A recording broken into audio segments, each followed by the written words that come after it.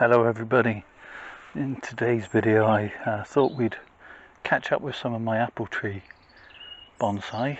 All of these that I'm going to show you in this video are suckers from a full-size apple tree in my garden that I've dug up, detached from the plant and then grown on.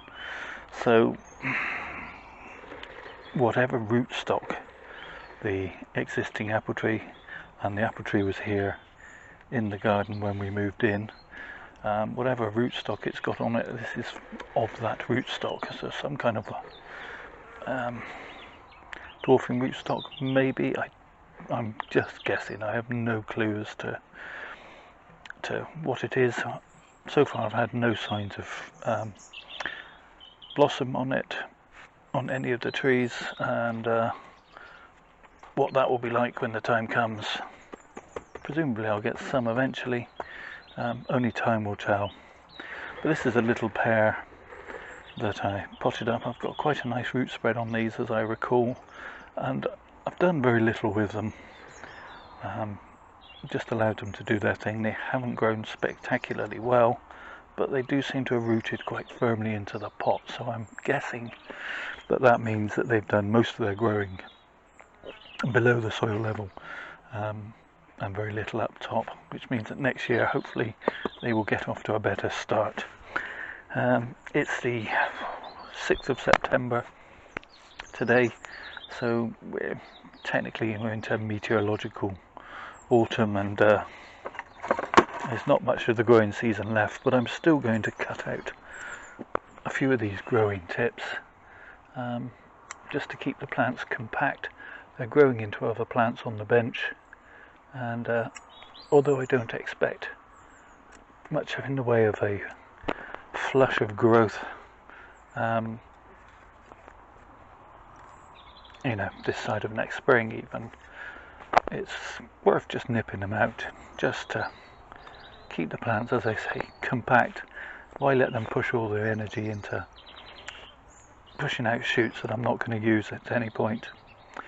So yeah, whether I keep these as a pair or whether they become split up in future years, time will tell.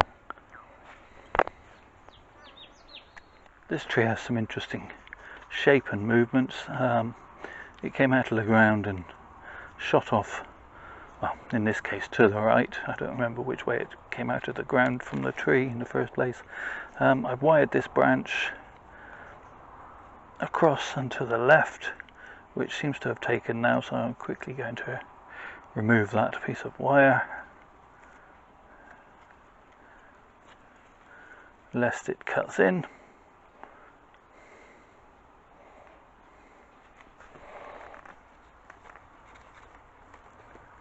There we go. And I'm going to shorten this branch back quite considerably. It's got too long and leggy. You can see where it's pushing to the front of the bench, and I want it to spread out in other ways. So again, I'm going to shorten this growth just back. In fact, I'm going to cut that one back a little bit harder, and a little bit harder. I think I'd like to remove this branch that's coming down. In fact, I think I might keep that branch and remove all of this growth, but I'm going to keep it on until spring. I will remove that whole section, I think. Yes, next spring. I think the tree would look better without that, and carry on from there. Give you a very two-dimensional tree again. It is an issue of overcrowded benches, but I just can't help myself. As you saw, my most recent video, I've started a bunch of laburnum from seed, and well, I will thin out some of my trees at some point, but not yet. This is a tree that a few years ago I wired into a kind of one of those curly-whirly S shapes that you quite often see with sort of cut and paste bonsai, especially the ones that you see in the garden centres, etc. Around Christmas time, or even in supermarkets at Christmas time, and they're sort of grown for cheap and easy, and they know people will snap them up for Christmas presents, and that's all they're for really. And so I had a go, and I've been looking at this, and I've been looking at this, and I've been looking at it for a couple of years now, and I really don't like it. And so today's the day. May not be the right time of year, but I'm going to strike while the iron's hot, and I'm going to reduce that right back to there. And well, what I've got now is a little tree with some marked movement and increased taper. So we'll see what I make of that over the next few years. But this bit that I've been looking at and just deciding that it's not for me, I had to go. Okay, the last two in this group, this one and the next one, are probably my favourite apple trees that I have. Again, as I said earlier, they are all suckers, but this has a look of an old apple tree that's been in an orchard for a long time. It's been blown over, it's been bashed about, and it's leaning at a slightly drunken angle, but still doing its thing. I'm going to put a little piece of wire on it, because a lot of the growth is straight up, and saying young growth, which is okay on an old apple tree because they do get rejuvenation prunes from time to time, but that's not the image I want from this tree. So I'm just quickly going to wire up these two branches and just bring them down so they look a little bit more aged, and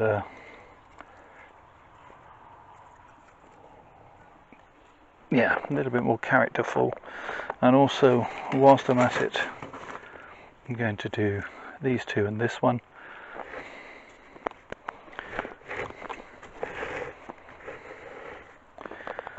Is this wire long enough? I'm reusing again.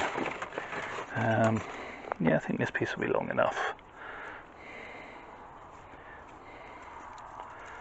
I'm not going to wire along the entire branch. It already has some movement. I just want to put that movement into a different direction. So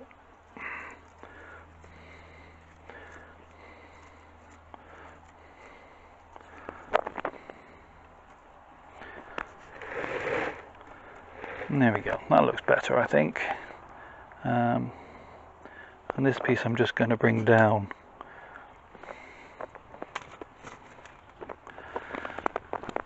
and slightly forward.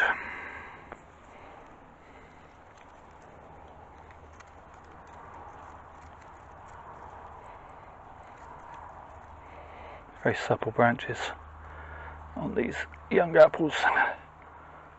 Okay. That's better. And then I'm just going to nip out that growing tip. This one has got a little bit of powdery mildew on it. Like I say, I think this one and the next one I'm going to show you are my favourites at the moment of the apples. But yeah, this one it's definitely a toss-up between the two, I think.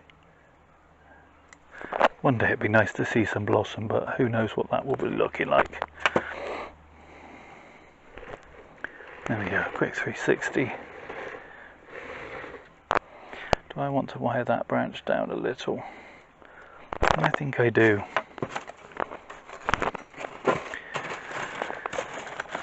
Apologies if you're new to my channel.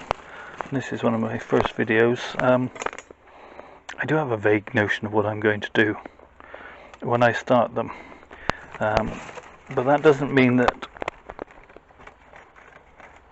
what I think I'm going to do when I start is what I actually end up doing.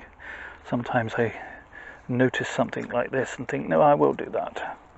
And sometimes I think I'm going to do something with such and such a tree. And when I start into the video making process, it becomes less about making a video and more about working with a tree. Hence the title of my channel, Sid's Trees. And I do what I want to do with the tree rather than what I thought I might do with the video. Hence sometimes a little bit chaotic, but they are at least an honest reflection of what I'm doing.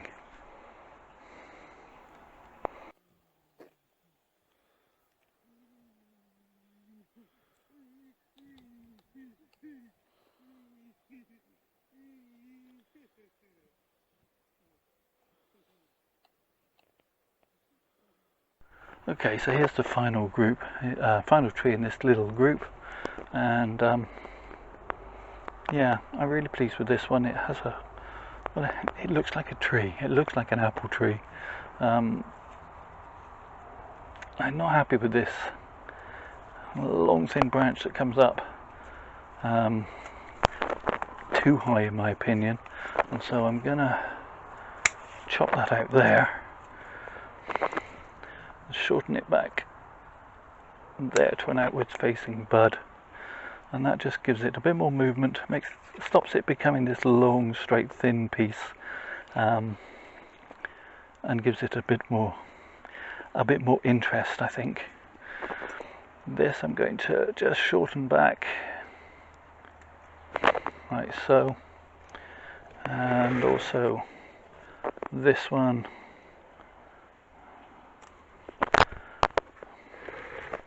And indeed, this one. I'm going to leave this piece in the middle, but I'm going to wire this piece.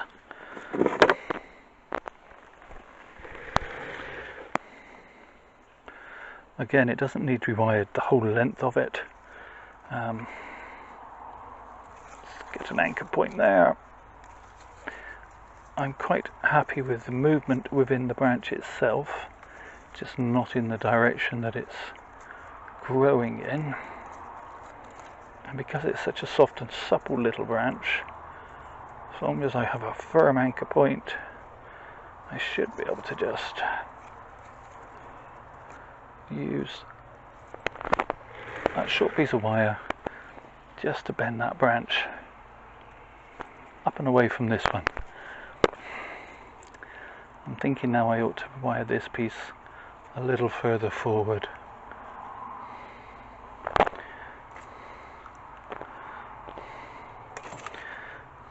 And a thin piece of wire.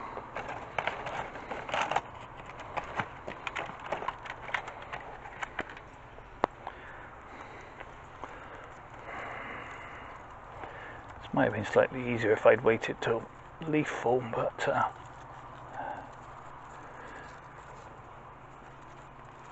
if I waited till all my trees had lost all their leaves before I did any wiring, I probably wouldn't have time to wire any trees, or all the trees that I then think need some wiring.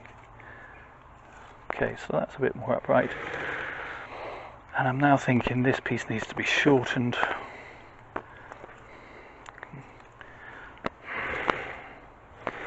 I'm going to shorten that quite considerably. And indeed, I'm going to shorten this piece as well, back to there. They still kind of interfere one with the other. I'm thinking if I bring this branch down slightly, it actually improves the balance of the tree. So let's do that. With a slightly thicker piece of wire, anchor it around that branch.